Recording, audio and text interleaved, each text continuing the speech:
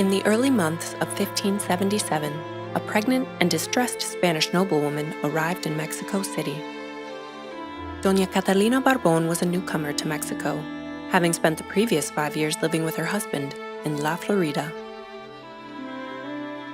Doña Catalina had not traveled to Mexico alone.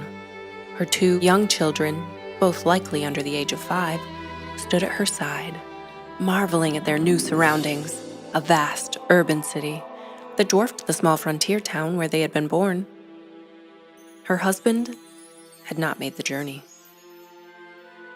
To understand how Catalina came to be alone with her 2 young children in Mexico City, we have to look into the past, and nearly 2,000 miles away, to Santa Elena, and to the events that precipitated her journey. 8 months earlier, Santa Elena's governor sent Doña Catalina's husband to lead a small band of soldiers in search for a young boy who had recently gone missing.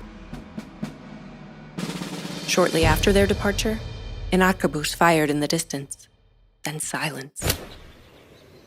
Hours later, 2 badly wounded war dogs full of arrows limped back to the fort, followed by a Christian Indian who had accompanied the search party.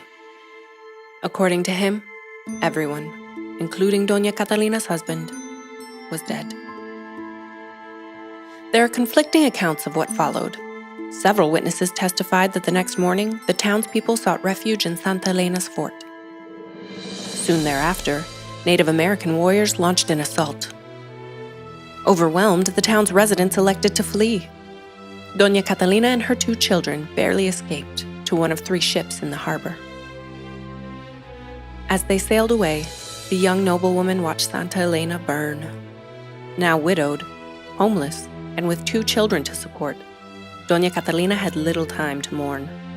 She crafted a strategy, one that became increasingly urgent in the following weeks when she learned she was pregnant. Almost 8 months later, Doña Catalina reached the port town of Veracruz.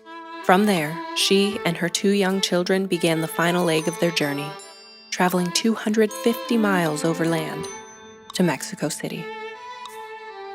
Poor, pregnant, and facing an uncertain future, Doña Catalina turned to Mexico's High Court, to whom she presented a lengthy petition for support.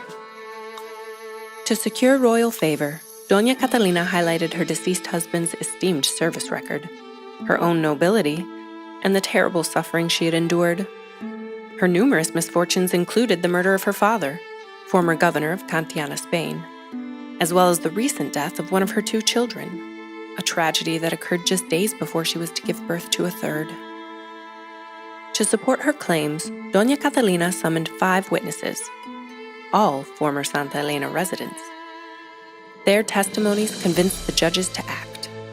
In a 1-page brief addressed to Spain's king, Philip II, the judges recommended that the crown compensate the young widow with a pension. The petition ends here. The trail goes cold, and Doña Catalina Barbón disappears from the historical record. But the petition she left behind provides a rare glimpse into the challenges and vulnerabilities faced by many women of the colonial period, even those of noble status.